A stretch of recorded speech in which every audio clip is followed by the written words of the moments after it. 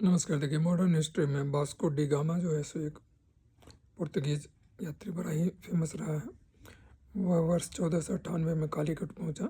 कालीकट के हिंदू शासक जिनका जमेरीन ने उनका स्वागत किया, ये एक टाइटल था।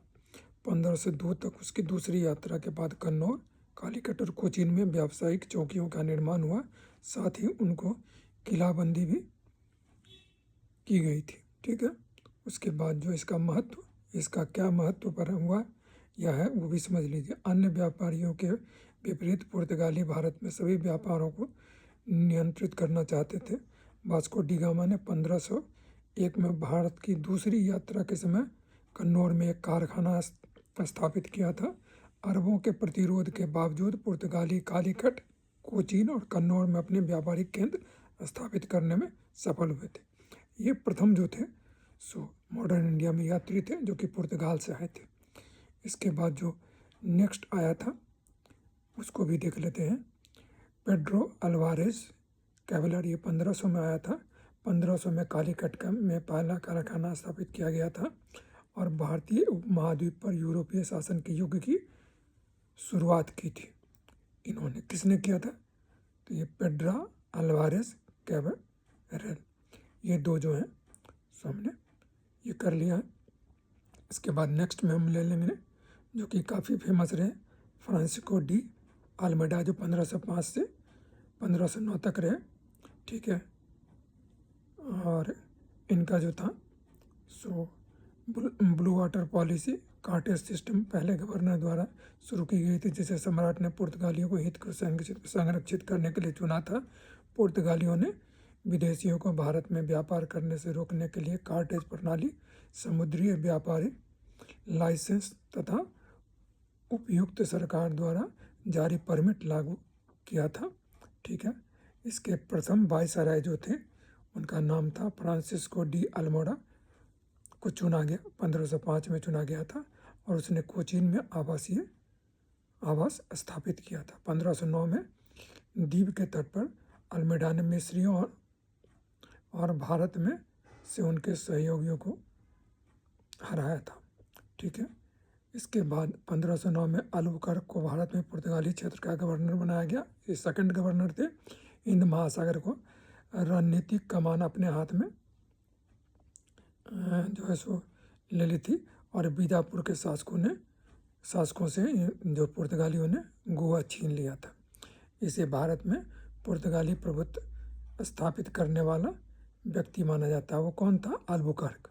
ठीक है, और साम्राज्यवाद की नीति के सर्वप्रथम इसके द्वारा ही प्रस्तुत की गई थी। साम्राज्यवाद की नीति मॉडर्न इंडिया में किसके द्वारा प्रस्तुत की गई थी? अल्बुकर्क के द्वारा। सत्ता में अपने संक्षिप्त समय के दौरान इसकी नीति के मूल उद्देश्य व्यापार मार्गों और मसालों के स्रोतों पर नियंत्रण लगभग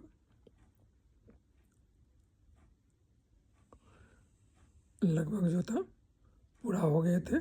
पश्चिमी तट पे दमन,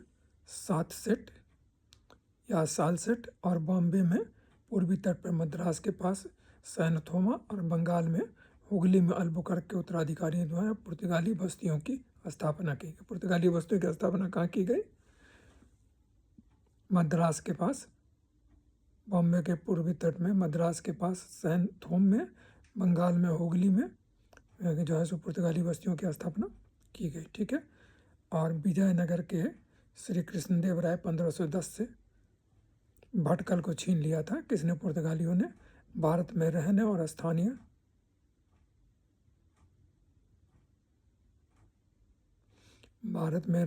स्थानीय लोगों से शादी करने की प्रथा शुरू की। साथ ही जहाँ उनका अधिकार था वहाँ सती प्रथा को गैर कानूनी घोषित किया गया। यह सब काम किसने किया था? अल्फांसो डी अल्बुकर्क ने, जो कि दूसरे गवर्नर थे। ये 1509 से 1515 तक ये गवर्नर रहे। इसके बाद जो नेक्स्ट पर्सन आए उनका नाम था नीनो डी कुन्हा, जिस पे हम जो है सो इस पे भी हम चर्चा कर ही लेते हैं। 1530 में उसने कोचीन के बजाय गोवा को राजधानी बना दिया। उसने गुजरात के शासक बहादुर शाह को दीव और बेसिन से निष्कासित कर दिया था। उसने अपना मुख्यालय हुगली, बंगाल में स्थापित किया।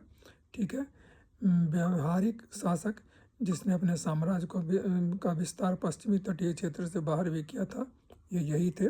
ठीक है, और इसके शासनकाल में पुर्तगाली सत्ता पूर्वी तट तक पहुंच गई थी। किसके बारे में we are talking about? Nino da Cunha. ये 1529 से 38 तक यहाँ के जो है सो गवर्नर है। ठीक है, और ये जो है सो एक छोटा सा है, जो यूरोपियंस का जो आना शुरू हुआ उसमें पुर्तगाली का जो सबसे पहले आगमन हुआ उसके बारे में हमने एक संक्षिप्त विवरण कर लिया। ये 2026 के फिल्म्स के लिए काफ़ी जो है सो ये है। अगले जो है सो उसमें हम पुर्तगालियों के अनुकूल परिस्थितियाँ ये सब जो है सो डिस्कस करेंगे। All the best, thank you very much. Please like, share and subscribe.